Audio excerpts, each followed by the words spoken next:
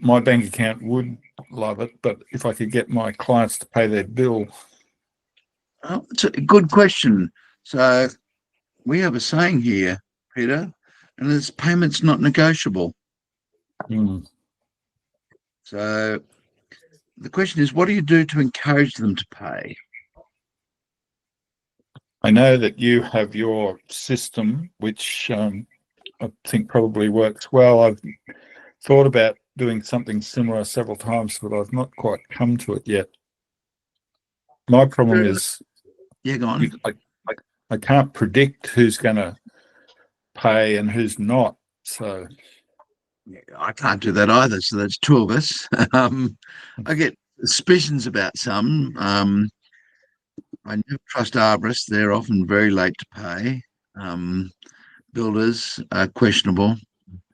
But I guess it depends on the game that you want to play. And so this is another game question.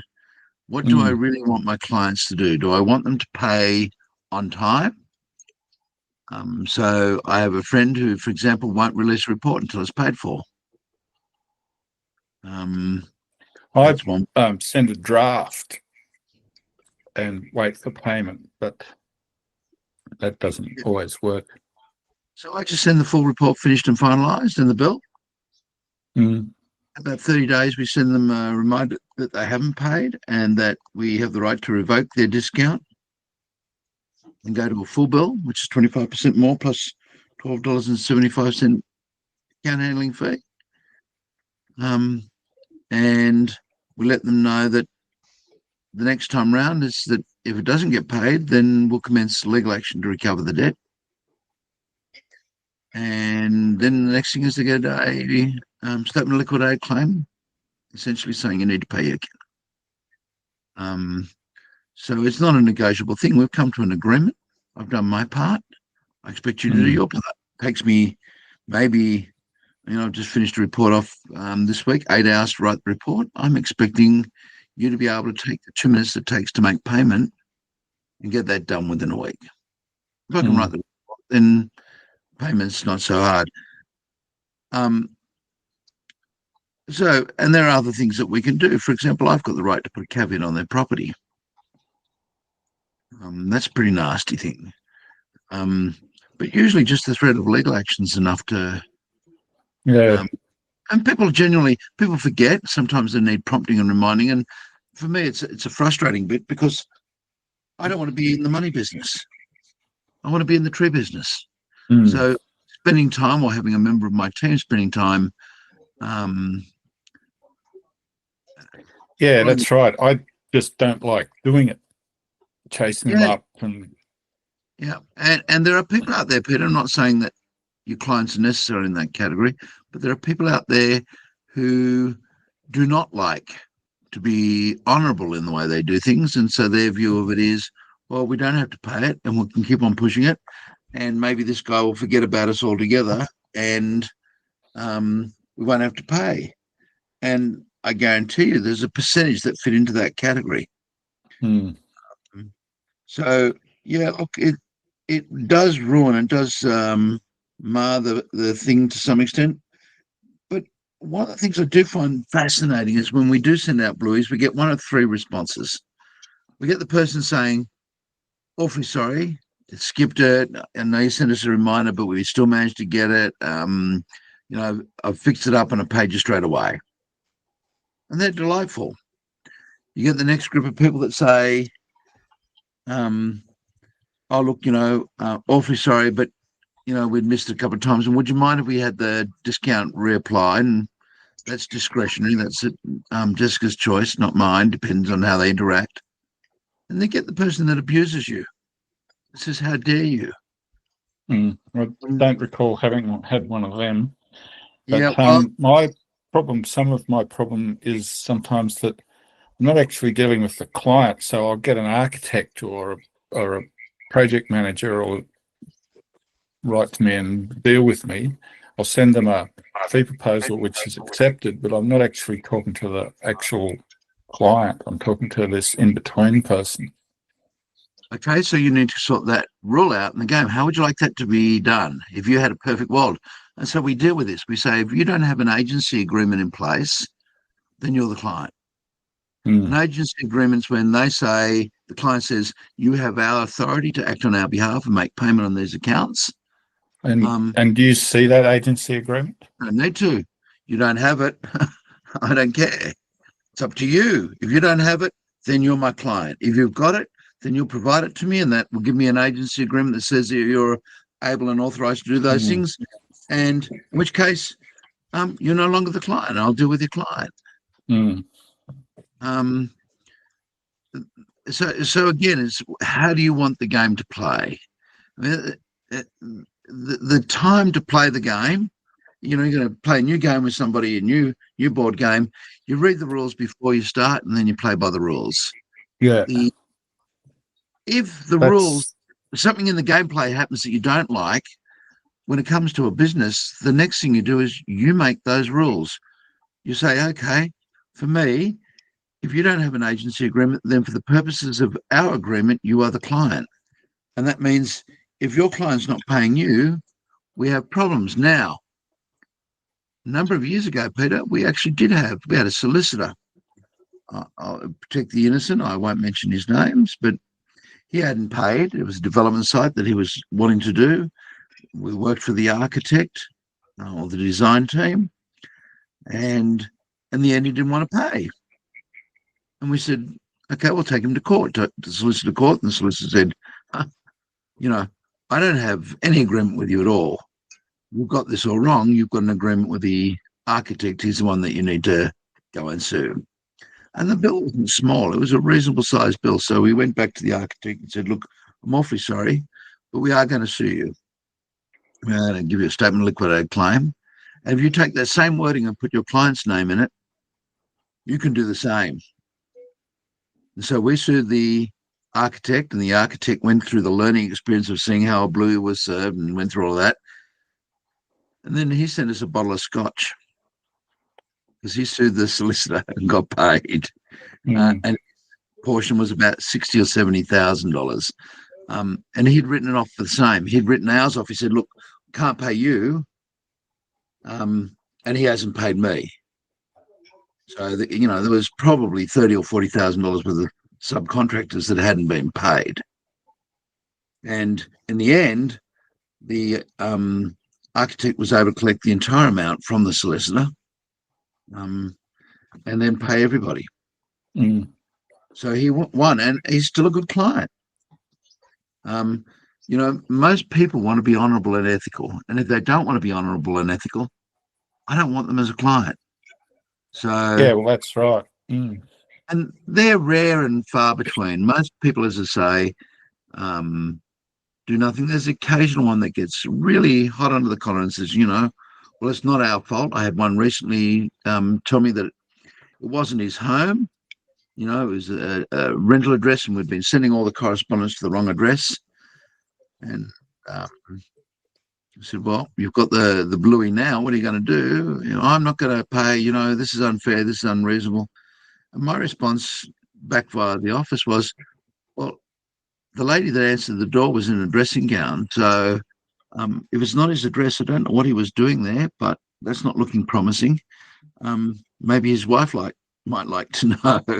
Of course, it was his address. He was just lying to try and get out of it. And he came up with a number of lies, and then finally sorted the account out. But by then, he'd already done himself a lot of damage and a lot of harm, in the sense that his credit rating had been affected, rather than just doing the honourable thing and paying in the first place. So,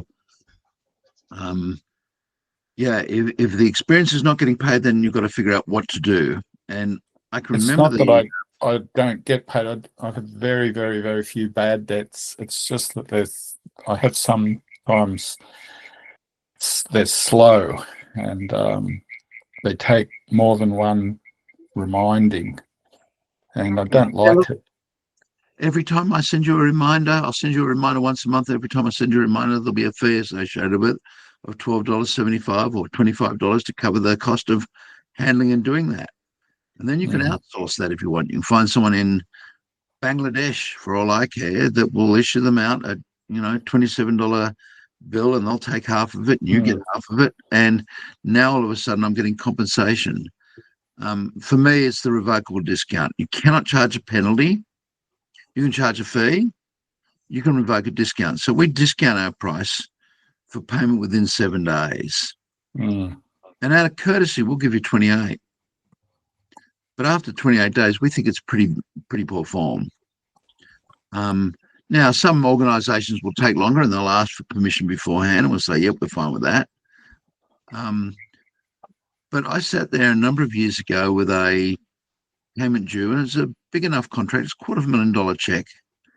And they said, oh, yes, look, we'll get that to you next week. I said, tomorrow, you're going to end up paying an extra 25% on that, just putting it out there. That's about an extra $62,000. And they said, but no, surely that can't be the case. I said, have a look at our agreement. That's what it says. And we'll revoke the discount. You'll pay 25% more on. So you might want to do something. And they said, what do you suggest we do? I said, put the check in a taxi and send it to me today. And that's what they did. The consequence of not sending it that day was enough that the thought of spending $150 on taxiing a check was a far better option. So there's got to be something in the game that makes it desirable for them to do. Other people, give them a discount off what the thing is. So, yep, your bill today was $1,700, but we'll give you $110 off if it's paid. And all you do is you build that into your initial fees, $110. So you haven't done it on time, we take that $110 away. And that covers you then for that unpleasantness of saying, look, I've done my bit, can you please pay? Others out there, Jeremy, great to see Jeremy Young on the board. Jeremy, any hints from you on how you handle people that don't like paying their bills? You might share a mug as well. Yeah, I don't know why my camera's not working. Oh, okay. I get it. Mine doesn't like me either. Yeah. Anyway, I don't have a lot of trouble with people not paying. We have a pretty religious system. One thing I do find, though, is the faster you send the invoice out or the closer the invoice is to the date of completion of the work, the faster we get paid. As in, people remember what you've done. People have got very short memories, so if you're a bit slack about sending invoices out, which I have been in the past, it tends to also push out those timeframes. Yeah, look, as I said to Mark, I issue a draft of the report and the invoice, and then give them a chance to look at it. And if they don't like something, I'm happy to fix it. And if they're satisfied with the report, I ask them to pay the invoice. So I do that, and I actually don't have very many that run out more than a month. It's just what I don't like is having to remind them and go through that process. It's not my favourite thing. But that can all be automated too. So we don't do a discount, but we don't do anything unless we've got a signed agreement, and we've got the client's details, as Mark was saying. Although we may be working through an architect or an engineer, we're actually, if we're engaged by the client, they sign the agreement. And they've all got automated texts. They've all got automated emails that come straight out of Xero. That they've got it's coming up to the 30 days. It's a reminder. It's coming up. It's due. It's 7 days past. And we very rarely get anything go past about 20 days. And then on the other side of it, I've got a few clients that we've done work for that are continually late payers, and they don't even get a draft of the report. They just get the report's finished. Here's the invoice. When you pay me, then you can have your report. Look, can I go on top of that? Yes, please, Dan. I tend to go with Mark's thing. They get a 25% discount. I'm a small fish compared to you guys. Yeah, I do A3 and AIA, whatever. I send them a thing. They've got to agree to it online. They return an email that they agree with terms and conditions and whatnot. and they don't get a draft. I send them an invoice, they pay, they get it. I change up to suit if something is untoward that I've done. But I've been burnt once, and I'll never get burnt again. Definitely. Yeah, look, I think And you know what? They can take their business elsewhere if that's the case. There may be someone on here that has taken business from me from that, but I really don't have a problem with that because my time's worth gold, as all your time would be. exactly. Look, I think the important lesson is the saying that we started with, and that is payment is not negotiable.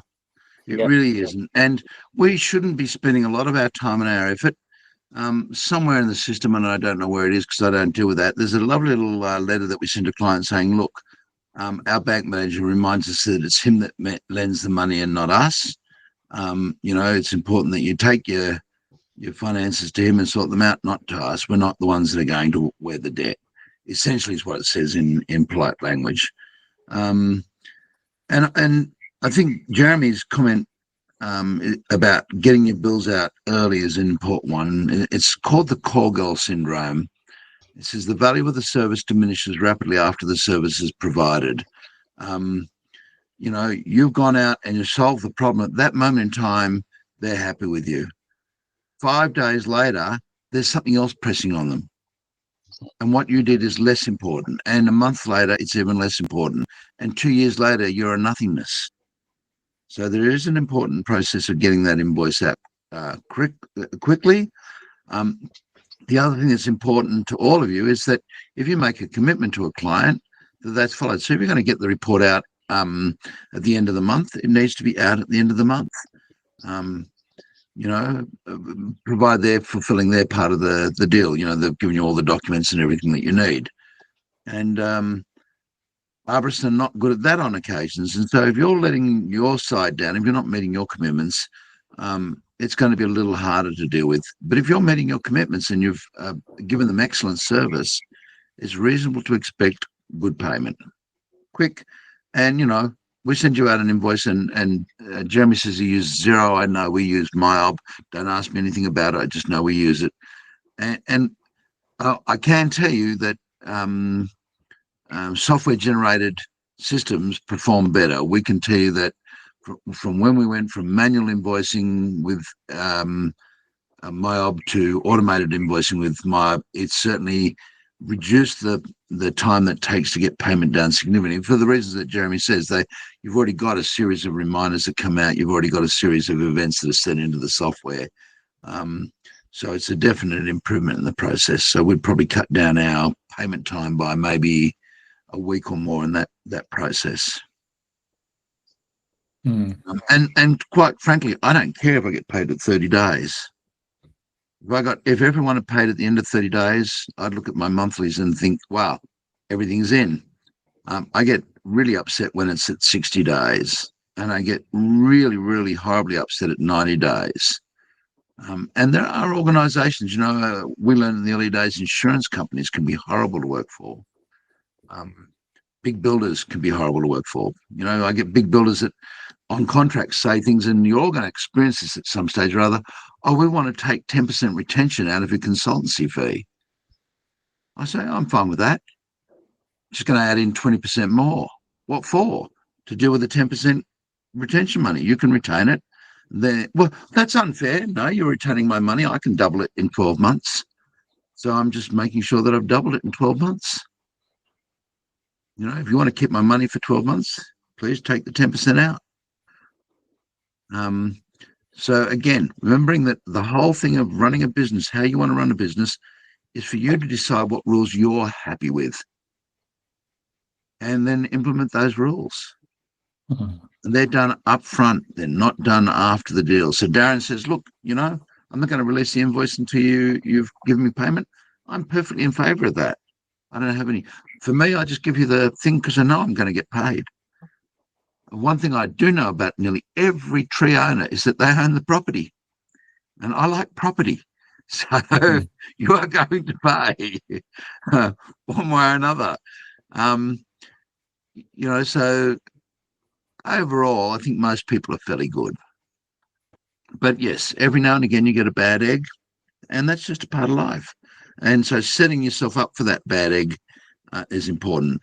And one of the things I loved was one that a student came to me with, and he said, look, I got this from Bunnings. And Bunnings gave them the right to they ask you on a commercial account to give them to have a caveat over a property, any property that you own, current or into the future. So if you do the dirty on Bunnings, eventually they'll get a caveat over your property if they can. And that means that when the time comes to settle up the debt, they'll eventually get their money. And I think that's just so sweet. Haven't had to ever do it because to date, everyone since we put that clause in has realised that that's not a clause you want to have me enact upon. So it's just a matter of saying, look, I'm serious about the payment side. We do occasionally get somebody who it's a hard zone. They've got you out, they've had a look at something, and then something drastic's happened, and they've got payment issues, and we just put them on a payment plan. We simply say, look, we're more than happy if you, $50 a month, $100 a month, as long as it's coming out on a regular basis. I don't care. I understand, your father's just died, you've lost money, you just had a divorce, whatever it might be. I get that happens, but payment's still not negotiable. Every now and again, we get somebody who thinks that's their misfortunes, the basis for us missing out. And we'll pick on a good friend of mine. A good friend of mine once got me to do some work for him. He's an arborist. I did some specialised work. I had a grow gun out and paid for a compressor hire and all that sort of stuff. And he said, well, I didn't get paid, so I'm not paying you. And that has never happened since. If you don't get paid, that's not my concern. Okay, that's your problem. You should learn how to manage your contracts. And so just keep in mind, anytime something happens like this, the question is, what are others out there doing? And I often talk about this. There's a businessman called Dick Smith, and he did an interview in a Playboy or Penthouse, one of those magazines, and that's the only thing you get those for, is to read the articles. It was his 3 secrets to business success. And I can tell you what those 3 secrets are. He said the first thing is copy. The second thing is copy. And the third thing is copy. Now, he wasn't meaning plagiarize. What he was meaning is find things that make businesses successful and emulate them. Do those things that they do. So if you're not getting paid, make sure that you are getting paid, because most businesses out there, particularly in arboriculture, are getting paid because the people that are your clients generally have assets, and people with assets pay. Yep. Yeah, Yeah, go on. I'd also say that I don't know if I missed this at the beginning, but there's a really important step at the front of the job to make sure that the fees you're charging are clearly communicated, whether it's a fixed fee for doing something, whether it's an hourly rate fee for doing something. I think for us, even if we do hourly rate fees, we still give them budgets. And if we're going to exceed the budget, we tell them before we exceed the budget, not after we've exceeded the budget, most of the time. Occasionally I slip up. But so that communication up front makes it a lot easier at the other end. And just think about an alternate profession that does this, and that's the legal profession. They often don't know what is going to be involved. So they're in a situation like where there's uncertainties, and they say, look, this is our rates, our hours. This is all the things you're going to get billed for. We pick up the phone, it's 5 minutes. We look at an email from you, it's 5 minutes. Everything is itemized out. And they simply say, look, put X dollars into our trust account, and we'll start billing ourselves out to the trust account and take the money, and we'll tell you when you need to top it up. So again, it's up to you to decide how you want to do it. I don't need to put money in a trust account. As I said, for me, I'm comfortable. Darren, I get the point. Yep, you're absolutely guaranteed to get payment, provide the guy's not a complete, or the lady's not a complete ass when the time comes and says, I don't want that report now. That's the only one I worry about. 100%. The only time I find a problem with it is if you go they're telling you trees busted, whatever, and you go there, and there's nothing wrong with it. I'm not going to write a report for you on something that cannot be. It might need one branch taken. You know what I mean? Yeah, look, That's when I find that's the sticking point for me. But I tend to find if I've got to travel a massive distance for that, I try and ask them for some sort of payment up front, like a site visit fee, whatever.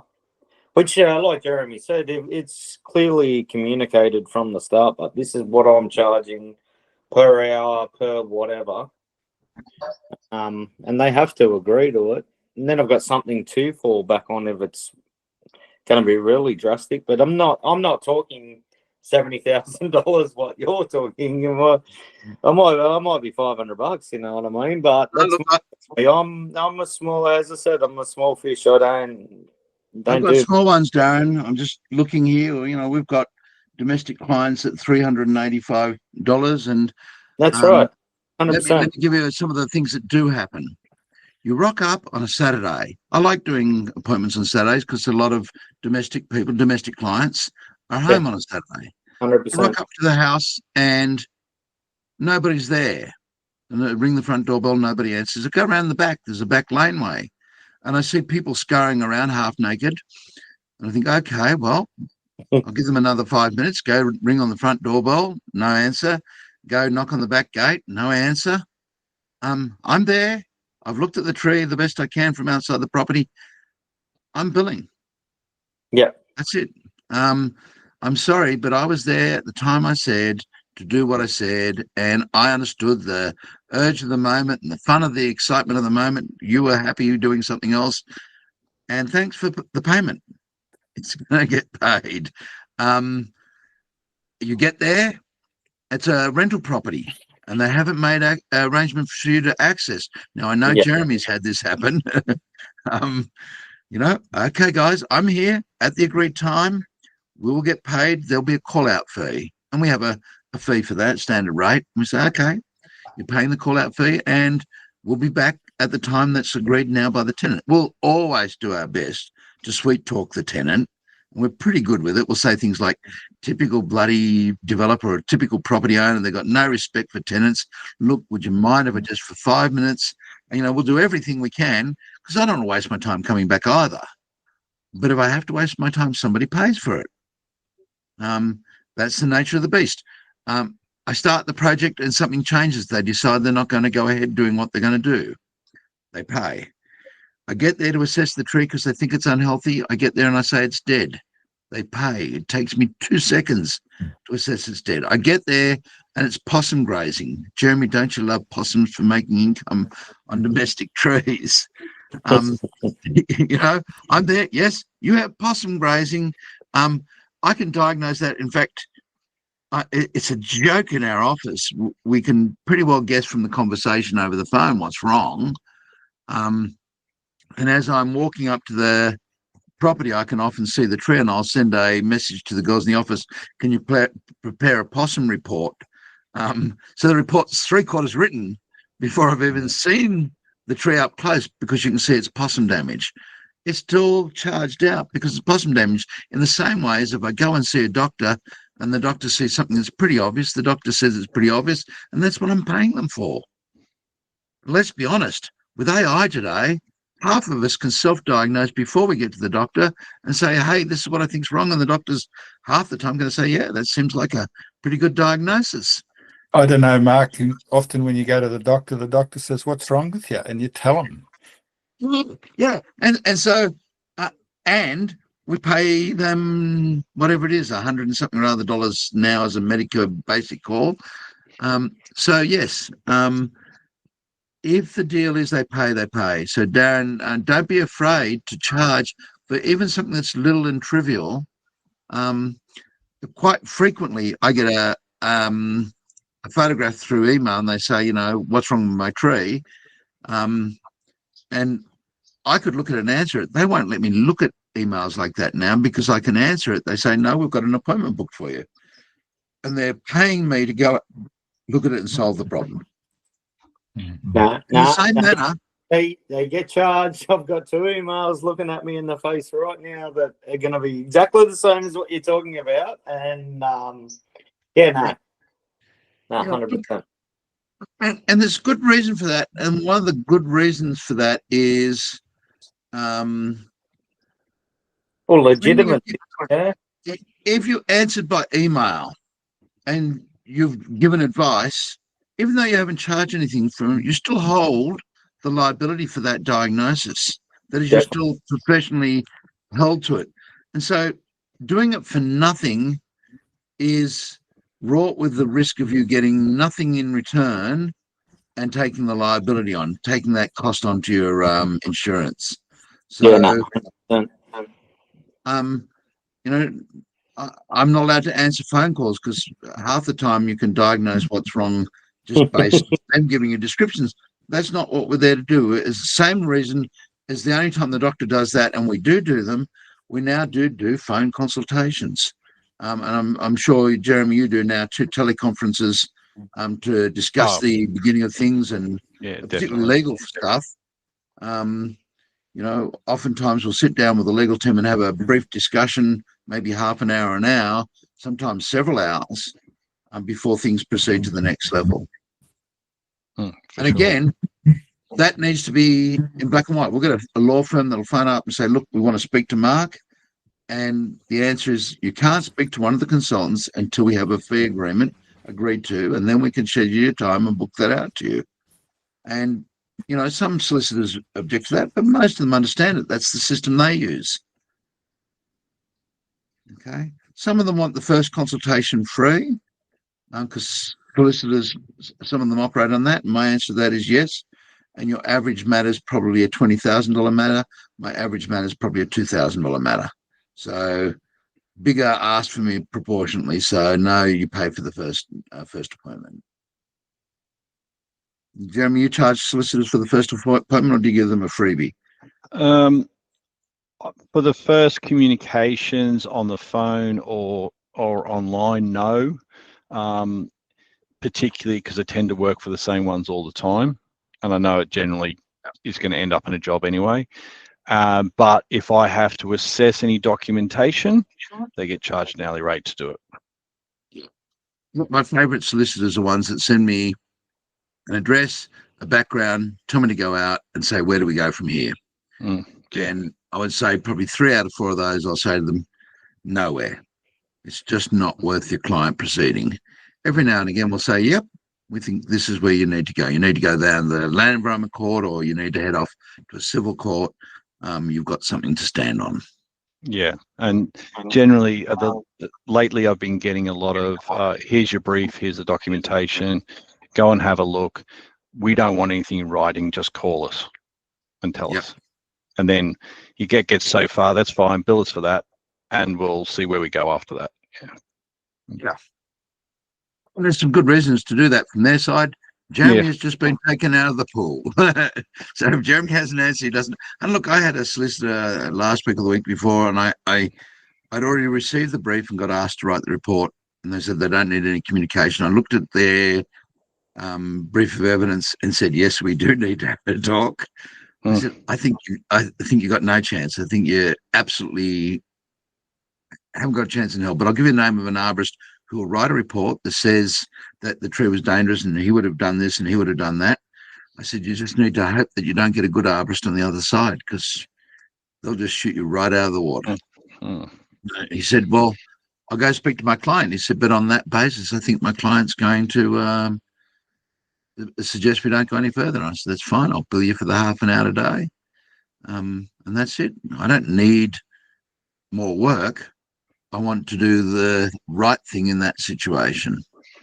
Yeah, you gotta believe in what you're going into court for, not just the solicitor's side of thing. That's just a game and an argument. Yeah, look, I mean, and like you, Jeremy, do a fair bit of risk stuff, and somebody's been hurt. Well, the question is, how foreseeable was it? Yeah. And oftentimes I ask the questions like, do you have the part that failed still? No. Do you have photographs? No. But it's obvious. No, it's not obvious. um, you know, so these things are out there all the time. So again, what's your agreement? How do you have that set down? And my preference would always be to talk to a team before they give me a brief. I find that when I get given a brief, first of all, solicitors write late writing in legalese, so they often make the brief far more complex, which means I'm writing a lot more crap than I want to write, rather than having the questions very much directed at the expertise that I come with. So, ask me whether the tree was healthy and whether trees like this can be moved. Why don't you just ask me the question, can this tree be moved? What are the drawbacks of it? What are the, let's get to the point. And sometimes sitting down with the legal team beforehand can help direct that. So again, it's all about communication. And I tried to find, before I got on, I saw a graduation address at a university the other day. It was just brilliant, talking about a gentleman who was flying a Qantas A380 and they had an engine explosion, and how they handled it. And the one thing that the professor continued to raise in his communication was key. So when they landed at the airport, they had to sit in a plane without any air conditioning in a hot airport in Singapore, in a hot plane, not getting off, for 2 hours. 2 hours. And how do you deal with that? Well, the passengers were basically happy with it because of the way that the captain had communicated the entire process. We've got an incident. This is what we're going to do. This is how we're going to do it. I'm telling you now, because when it comes into flying, I'm going to be so busy trying to get this plane back on the ground that I'm not going to have time. When we stopped at the other end, I'll sit down and brief you again. And then he briefed them and he said, okay, we're stuck here for a while. The things gets inside after 2 hours.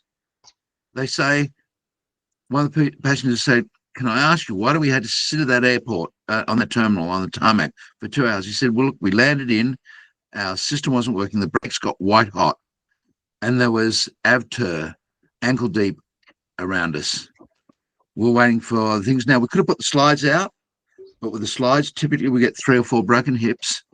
We get a number of people get injured, and you'd have been walking through aviation turbine fuel with the risk of combustion. We figured you're better off staying here. And that was it. It was over. There was no, just good, clear communication. And that is often more difficult than you would believe.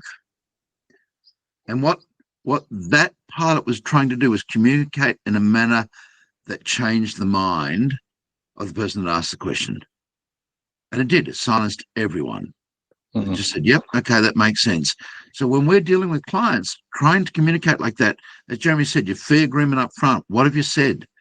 None of that should be vague or convoluted. It should be as clear and as crisp as possible so that you don't get them coming back and saying, oh, I didn't realize that.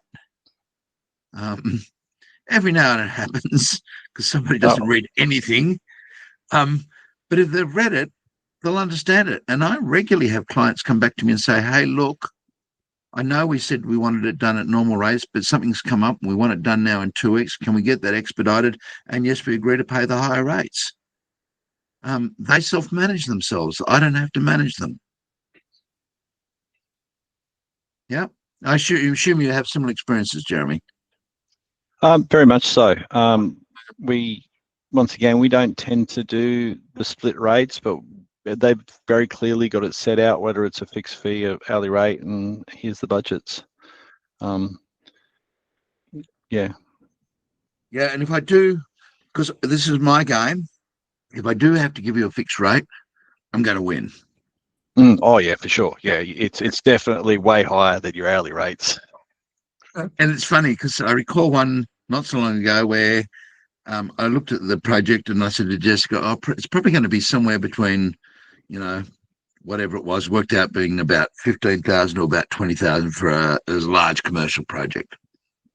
And the client said, no, we need a fixed price. And she said, okay, 22. And they said, yes. And I got there and I started doing it, and I realized that I was going to be finished in a lot less time.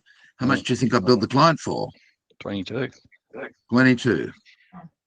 That would have been better saying, go ahead. And then I would have said, oh, actually, it's not even going to take the 15,000. It's probably going to be closer to 11 or 12,000, because a whole pile of those trees that you show as big trees are actually newly planted. We can just delete them from the scheme altogether. And that's why I don't like charging a fixed fee. I'm happy to bill you for the actual hours worked. But I understand some people want that surety. Mine was the opposite. When I got the helipad here on the property, we put an acoustic expert on, and he gave me a fixed price. And it was to do all these bits and pieces. Well, it turned out that he came to the wrong address, put the acoustic meter on the wrong address, did a whole pile of other things, and it still cost me the same fixed amount. And I thought, wow, I would have far rather have paid him by the hour and got exactly what I wanted. And taken some of that risk with him. But I guess I understand that there are people that don't want that. And yes, we'll generally give some range. We'll if someone says, look, what's taken, typical DA is going to cost you 7 to 10 hours or something like that. I don't know what it is because I don't do that side anymore. But I know that they get given an idea. That's just an idea. And typically we'll fall in that range. I mean, we've done enough stuff that we know, for example, a standard residential lot, it's not going to take weeks of work. Once again, depending on who you're working for too. We've got the same jobs for different clients that cost very different money because of the amount of time it takes to deal with that client. Yeah, and look, again, that's got to be in your fee agreement, what that covers. How many phone calls does it cover? How many meetings? How many revisions? We have clients that make revisions and changes and then expect you to change your report. And we say, yeah, we're fine. Just need to bill you more work. And sometimes those changes are not minor. Sometimes those changes are significant to the point that it's almost a complete rewrite of the report. The only thing that really is of value is the data that you collected on site. So your site visit's covered and the rest is all really new billables. And sure, again, all of these are things that you're going to experience out there. So that needs to be covered. Another thing that we've come across recently is the time frame lag between you collect your data, you give them the tree location plans, you do a preliminary markup, you get through that preliminary stage, and then they take 18 months to do the design. And then by the A, prices have changed in that time frame anyway, but B, you get back, you've done 100 jobs since then. I can't remember what the hell we're looking at. I've got to start again in my mind. I've got to start again. So we're actually looking at how we build that in at the moment, just saying, well, okay, this has got a sunset clause on it somewhere to say, if you haven't finished it in this time frame, we're going to requote it. Yeah. Exactly as Jeremy's saying, he's come across something, and now this requires some tweaking of the game rules. Yeah. And that, again, you're not the only person that goes through those sort of processes. Eventually, we all will go through it, and so it's just how do you want that to be for you? And we would say that's just a part of the document review process. And yeah, it's I don't have to go back out the site, although sometimes, and I've got one I had recently, Jeremy, where we looked at the trees, I think 6 or 7 years ago, and they've enlivened it. And I've said, look, I've just got to go out from the beginning again. Trees were missing now. Yeah, I mean, some of the trees were a lot bigger, but I said about 5 or 6 of the trees were missing altogether. And had I gone off my old data, it would have been just entirely inappropriate. Even I find sometimes if I've looked at a site and the development takes, and some of them do, 2 and 3 years to get through to the end and get it finally approved, and I look at the tree dimensions at the beginning of the tree dimensions at the end and think, okay, we probably should have reviewed that halfway through and just tweaked some of that stuff, because some of that stuff has changed in that time.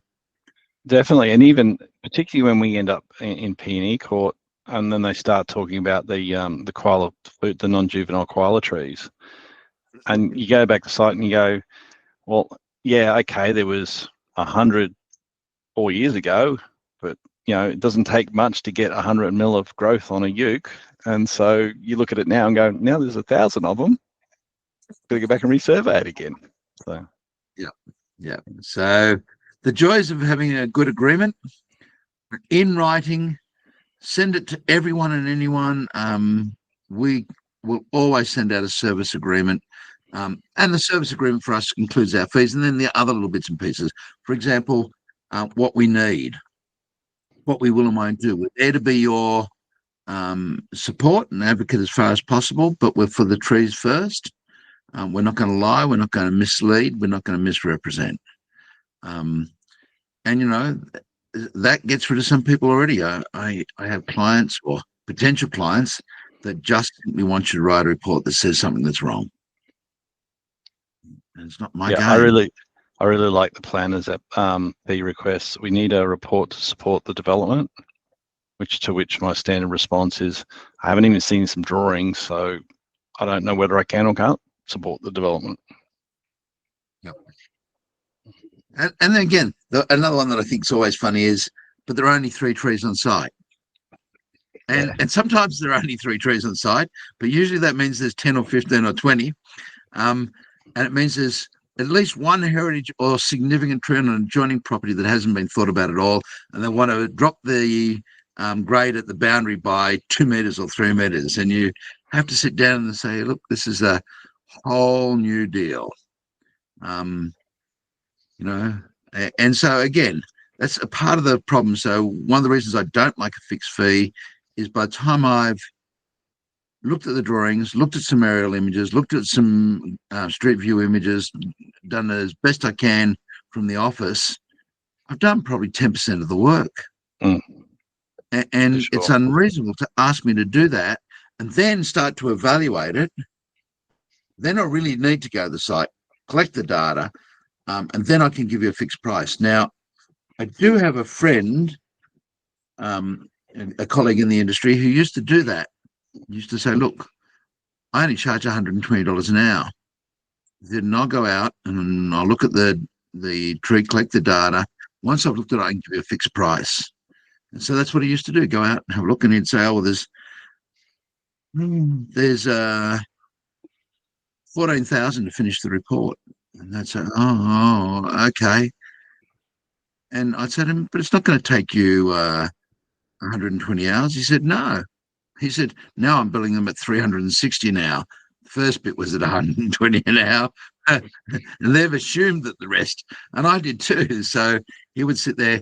And if that's the game you want to play, I admire him for having the temerity to do it.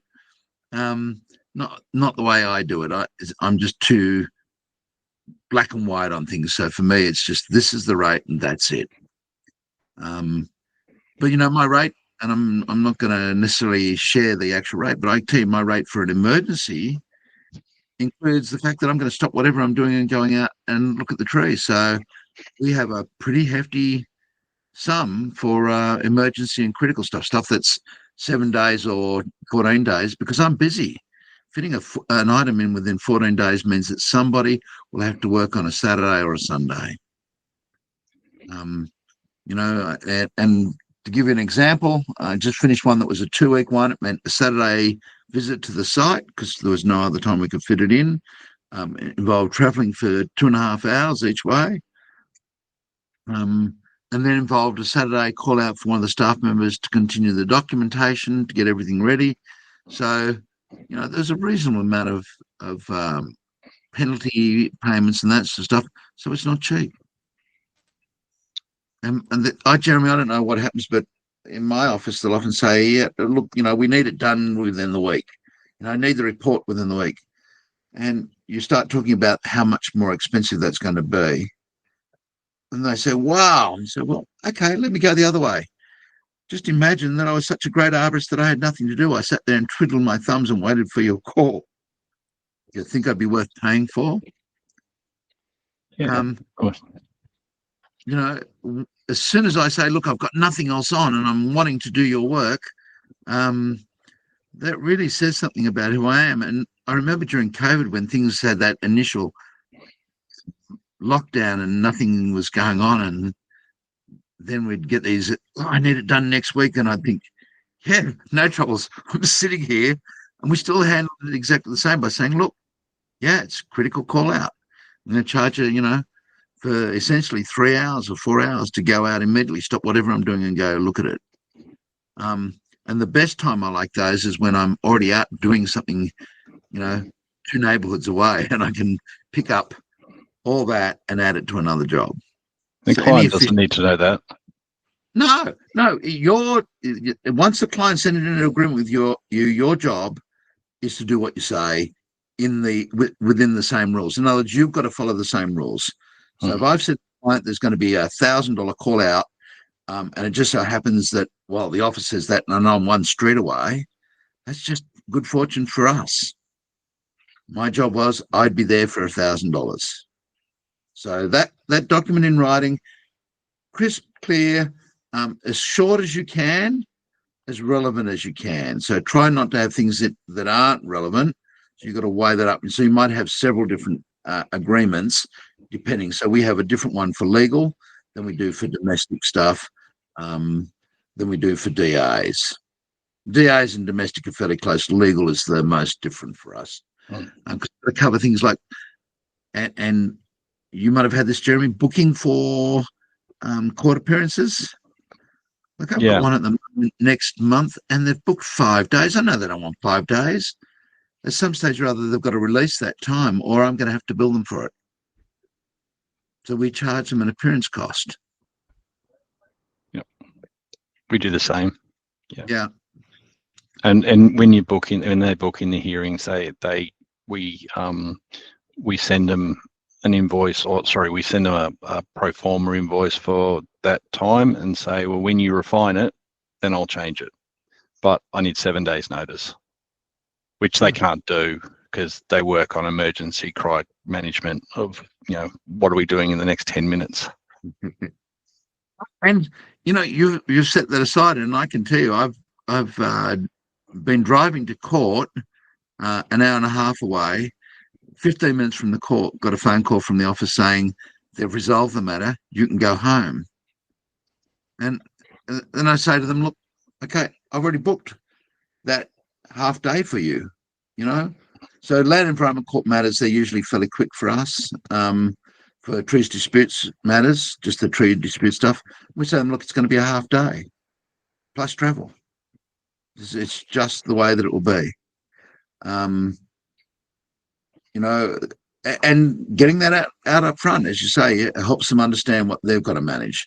And these are professionals. These guys do the same. I mean, go book yourself in a barrister or a senior, and you'll know that you're going to pay. And they don't sit there. It's payment up front. It's sitting. Trust account to pay. So look, guys, we've talked about a lot of things. I just want to see if I can share.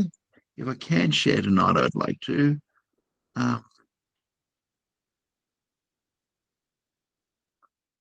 You see.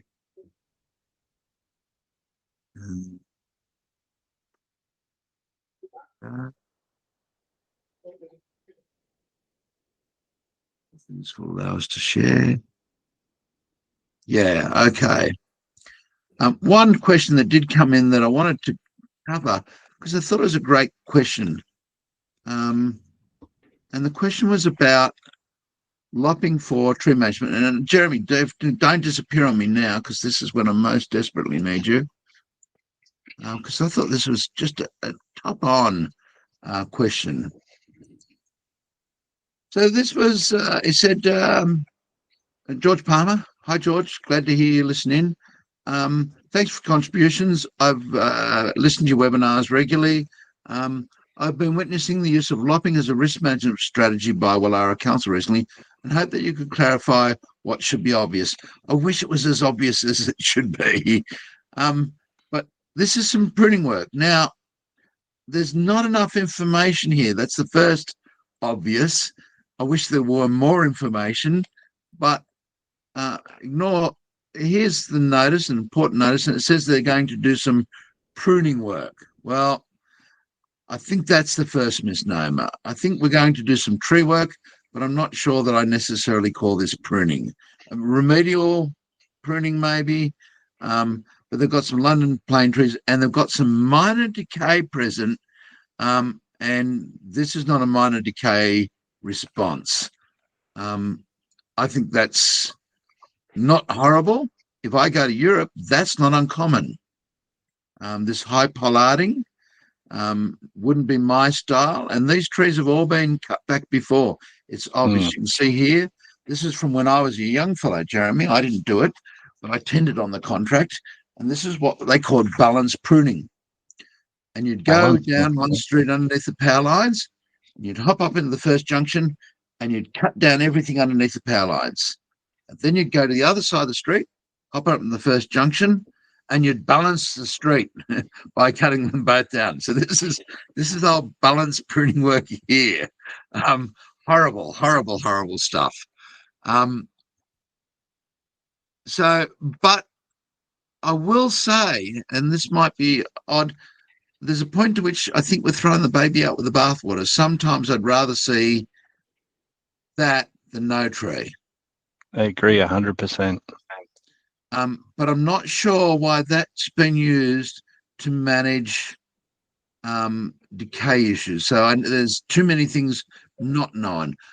Are there other ways of dealing with it? Are we talking about agronomy? Agronomy and Platanus in this end of the world, this is Willara, is fairly complex. Agronomy is a Cerambycidae, a borer, that's xylophagus. A lot of our longicorn are phloem feeders or phloem cambium feeders, not xylem feeders. This guy is right into the guts. You know it, Jeremy, as Ponciana longicorn. Oh, okay. Yeah. Yeah. I know what you mean now. Yeah. And it does horrible things to Poncianas. Mm-hmm. It does horrible things to London plane trees. So if that's a part of the issue, and I suspect that it is, again, I'm not necessarily convinced that this was the right way to go, but it might be a possible way of doing things. Or is it just they've used it's got decay as an excuse to pacify people who didn't want leaf litter in their gardens, or be seen to be doing something. Always unknown. But one of the things that was interesting is the UK talked about this. They used to do this high pollarding process, and then they stopped doing it and they let the trees grow back into growing. And what they had is, because they're on reactive clays, and this is not the case here, this is sandstone based with shallow soils. On the reactive clays, the buildings would start to subside as the trees got bigger and bigger. And so there was one of the advantages of this style of pruning in Europe in particular was that it helped regulate soil moisture adjacent to buildings on highly reactive clays, and that helped reduce the likelihood of property damage. So there are times where I think it has its spot, but I'm not convinced by just what I've seen. And please, it's not Arborco's fault. They've been asked to do a job and they're doing it. This here makes me think that we might have agronomy. The opening there is very typical. So it's a difficult one. It's not what I'd prefer, but I'm also old enough to remember this happening all over town. And many of those trees, particularly in Willara, are still there to this day. These are certainly, that's been topped, that's been topped, that's been topped.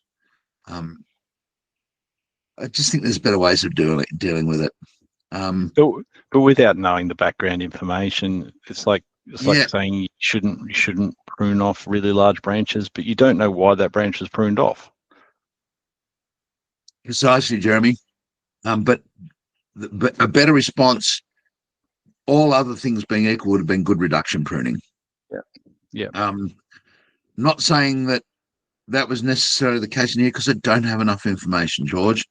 But that is not, and you know, it's funny. I look at that, and that's been done there before too. Definitely, yeah. That height, yeah. And that's been done there. So these are all old. This is not the first time this has happened to the tree. So, and yet the tree's still here. But a part of the problems that the tree's got is that it has been done to the tree, and that's encouraged probably something like agronomy to get in there and cause some problems or cause some decay. But what I don't see out of any of the trees are a whole pile of tear outs or anything that makes me think, wow, it really needed to be done to manage a risk related issue. But it is a very, very busy road. It's Ocean Street, I think you said, in Willara. Let me see if I can find it. No, it might be on that yeah, Ocean Street, western side Willara. So they're really, really busy inner city street. So it's hard to know. I think the one thing that I will say is I'd rather that than no tree. And I don't know whether I can, but there's Frank and Dave, when they were Frank and Dave, transplanted some London planes down at Liverpool end of the world, and they transplanted them as trunk transplants. Just, everything gone, no branches, whacked them in London planes. And initially it looked really horrible, but 20 years later they look good. And if you go overseas, go to Hawaii, nice, civilized, advanced place, Waikiki, and pretty well every tree down the main street in Waikiki was moved in as a trunk and then left to regrow. And they look good. That's not that they look perfect, because I can see, even here, again, I've got an old pollard cut. So these are just people cutting back to somewhere where it's been cut back before. Not convinced that it's the best, but I'm not convinced that it's the worst. And the other thing that's a problem with a lot of these inner city trees now is these are probably 60 or 80 or 90 or 100-year-old trees, is that they're only babies. 400 years out of a plane tree is not unexpected at all. And where's the trunk space? Yeah. What are we going to do? Do we let it get so big that we then cut down the tree and lose the tree? Or is this sort of, trying to emulate natural retrenchment, something that we do to slow things down? And I don't know the answer to any of that. Any other thoughts? Peter? Yeah, I've seen this sort of thing happening recently in Ho Chi Minh City, where they had really big, they're 40 plus metre tall trees, and they're in tiny little footpaths. And they've taken on this program of lopping the trees, and they're just moving down the street and one after the other.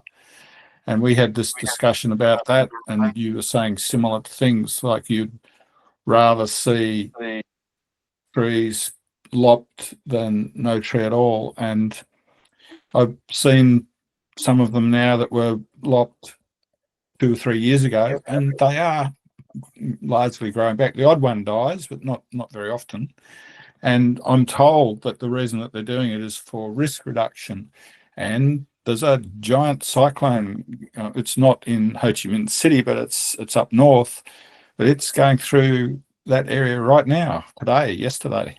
So, That's right, Peter. I mean, again, if you go over to Europe, this was commonplace, not the deviation, but the norm. I mean, I'm amazed at how often I see it. And certainly Asia, and I talked about this before, trunk transplanting, just so common.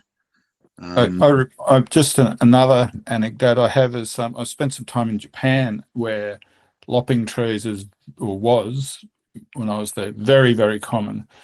And I remember being at my in-laws' house, and they had everything was lopped except for one pine tree that hadn't been. I woke up one morning and here's my father-in-law up a ladder gnawing away at this thing halfway up. I'm like, why are you chopping it? And the answer was, well, that's what you do. Yeah, and so some of it is cultural, some of it's historical. If you're talking about managing risk, um, I'm not convinced that it's the best option. Some trees tolerate it better than others, and planes are pretty good at tolerating it. Um, this was the norm. If I go out towards Richmond Airport in Sydney, there's a lovely avenue of plane trees. Now they haven't done anything in decades, never lopped them since probably the 1990s. But a number of them have gone because they've had problems. And so, boy, I'd rather see an old tree that was hacked apart and survive than a tree that is removed. And that's is such a difficult weighing process. Yeah, I often think that once you start this lopping, pollarding process, I'd often describe it as something you've started something you have to keep doing. Otherwise, you're going to lose more of them than you keep.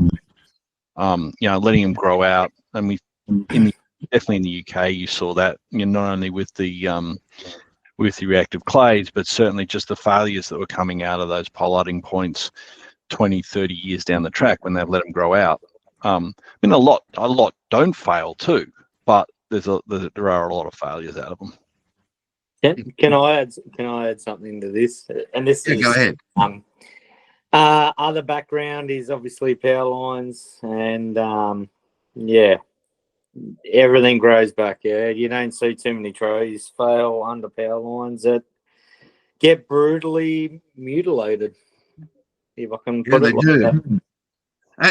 And look, we've certainly done a lot to improve that, and it's one of the things I get reminded of occasionally. I'll have an overseas guest come in and I'll say, wow, you prune your trees around the wires, your gutter pruning or gully pruning. And for a lot of them, they don't get to see that. So trying to make good cuts and trying to do the best work, in my view, would be the aim. But again, if there's major structural issues, I'd rather this than cut the tree out. 100%, definitely. Yeah, but I don't think this is good pruning. I want to make clear the other side. That's for sure. And so, and this discussion was done during Layman Street, and let me see if I can share that. And I should be able to share a tab. Yeah, that'll do. Hopefully it'll, yep, okay. So I'm just going to go to that tab now. Come on, let me go to that.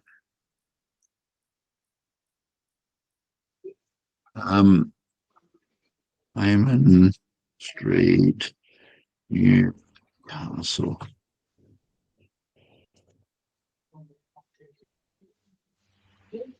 Be a second navigating there.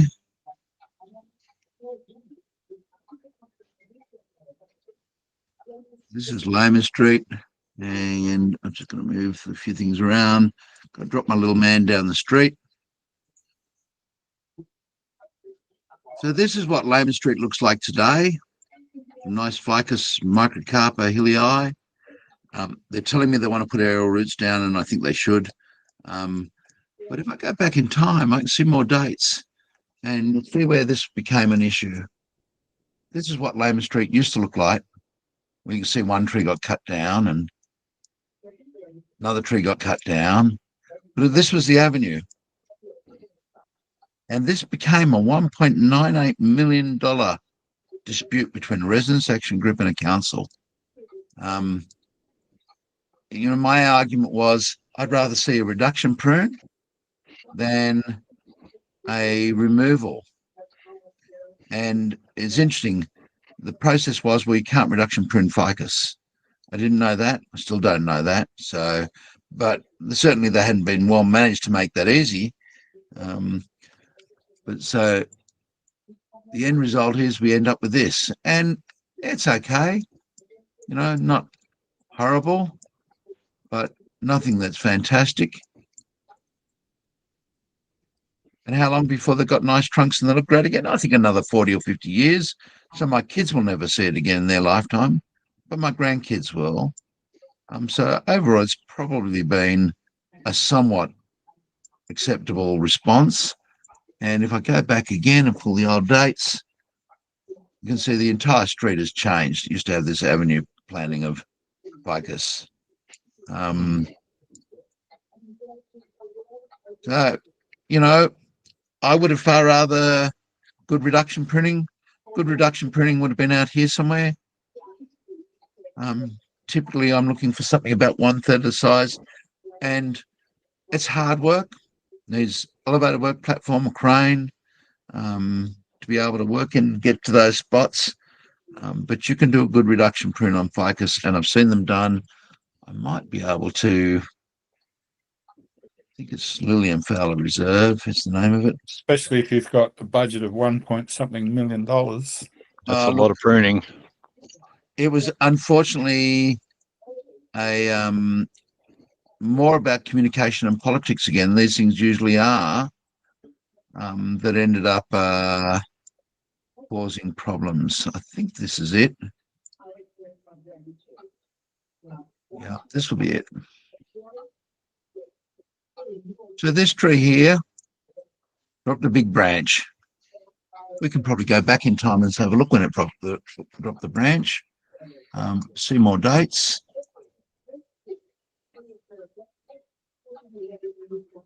Just after, so under the supervision of a Land Environment Court Commissioner, the tree was reduction pruned. I call that lopping. It's just like you've just seen.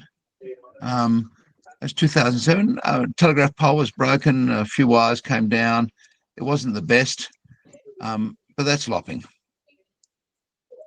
Interesting. The same company at the same time pruned a second fig tree, and that's this fig tree here. I just got to get the right spot. And they were told just to take care of it the way they thought was best. And that's what it looked like. Can't see the work that was done. Wonderful work. It's just chalk and cheese, the difference between the two. What else is interesting is that the community was concerned about this limb coming down. They didn't want it to come down. And so I said, look, why don't we just recreate new aerial roots? That's it. Now, I can tell you that is 18 years.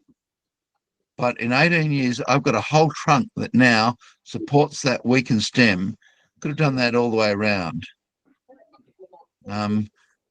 Reduction pruning didn't need to be drastic, didn't need to be lopped.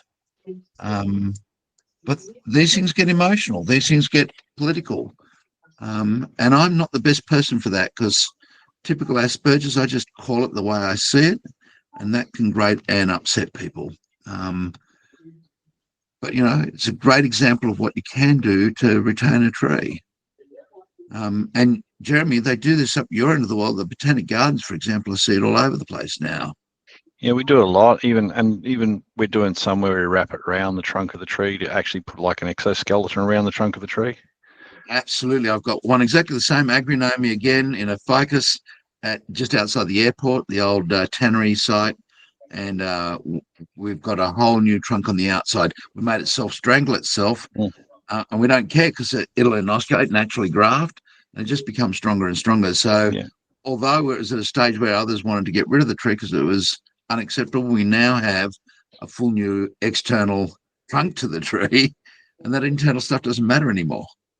No, and they develop really quickly, particularly if you can get some amazingly quickly. Yeah, if you can get initiation, you can get a nice composted tube down to the ground. It's incredible how far. 12 months, you can have something that's, you know, a reasonable size that's starting to support it. Well, it's not supporting itself, but it's a good size. It is. It is absolutely supporting itself in terms of tensile strength. Tensile strength, but not compression. Way more. That's right. Compression takes a few more years. But this is added to this. So we get the doubling effect. And so, you know, if I go back in history again, and I've got to drop down and do it, 2009, You can see how they're doing it. They're running it in a bag. Really horrible, slow process. 2013, they finally get to the ground, and we've got a little bit of thing. But again, it's giving some support. By now, by 2018, that's giving a reasonable amount of support. That is equivalent to a nice big round post underneath the tree. Yeah, and so, if you think about that, there's other area roots there. If you'd laid them over that union at the back and let them grow over the top and back down the other side, all of a sudden you've got this huge tensile rib a lot faster than your supporting post. Yeah, absolutely. So we agree. So again, good and bad. If they'd said to me, look, we're going to lop Lehman Street, I would have said, well, okay, I can live with that, because those trees were lopped in the 1940s. And this tree was lopped. I think it's just ghastly pruning. I think, all those involved in the decision making should be castigated for it, but it's happened. And here we are now, 2024. I do not want to cut down that tree. Who would agree? Definitely not. Did it have the right work done to it? No. Has it got problems? Yes.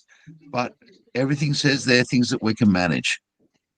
And so, I think it all comes down to the fact that there are best options and there are good options and there are okay options. Getting the best option is not always possible. Sometimes getting an okay option. I look at Lehman Street now and I think, yeah, it's a great option in what they've done. They've been able to restore and change things. It's a horrible option in that they lost all that avenue. And, a whole generation will never see it, ever. And those avenue plantings often have a sense of space. I remember when I started, Peter, coming up to Wallingbar to teach, and I said to you, as a young kid, as a 19-year-old, I hitchhiked all the way up through to Queensland and went through the turn off to past Byron Bay, and there was an avenue of hills figs there. And one of the first things that everyone said to me is, yes, and the avenue's still there. The road bypassed it, but they kept the trees. And I thought, how wonderful, because I got photographs as a 19-year-old. It was just beautiful to me to see that. The same as the one at Richmond, the same as Lehman Street, the same as Grafton. There are these avenues all over the place, and they are just breathtaking in their own way. So, yeah, good pruning. Yes, I think the good pruning example is this tree here at the other end, the rubiginosa. One too far. You cannot tell that that's been pruned. It was just hard to believe. Same company. The company here was told not to cut the branches in half. At the first site, they were told the only way you can reduce that load is cut the branches in half, and that's just entirely wrong mathematics. That's not taking off 50% of the load. That's taking off 95% of the load. And just a small bit out the end reduces the load down really close. If you want to see what that does, have a look at tree calc, and you can start playing with some of that and realize that you don't need to take a huge amount. On this branch here, for example, a cut just there, and probably 25 to 50 mils in diameter, takes in a significant load off that branch. Yeah. So that would be great pruning. This would be tolerable pruning. This would be what George has sent us. Not ideal, but better than this. And that was the original proposal for this tree too, by the way, was its removal. So I think this is a triumph of making good decisions. This one here is a triumph of making tolerable decisions. It's not the best.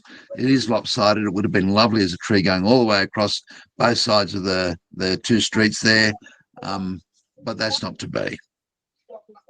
And, often these things are compromises for reasons other than just trees. People make decisions, unfortunately, that aren't always tree-made decisions. Any other questions for tonight before we wind it up, guys? Got 10 minutes if you want it. Well, So, good. Hey, thanks very much. I got to fly. okay, all the best, before you go, everyone. Darren, let's Yes, mate. me say, please make sure you've got a service agreement ready for whatever sort of tree work you do, whether it's tree pruning, removal, stump grinding, consulting. Get that in writing. The time you need a service agreement is now. And I have had this challenge to other guys, and I've had people a year and 2 and 3 years later still not produce their service agreement. So if you Yeah. haven't got one, I encourage you to get it. It's already done. It's been Good man. got it sorted up by a solicitor and whatnot. So it Right. cost a bit, but it's worked out well in the long run. Yep. And keep on reviewing it every time someone wants to change the game and you need a new rule in there. Remember, it's your game. You get to make the rules. 100%. No, I couldn't agree more. And thank you very much. Okay. Thanks, guys. All right.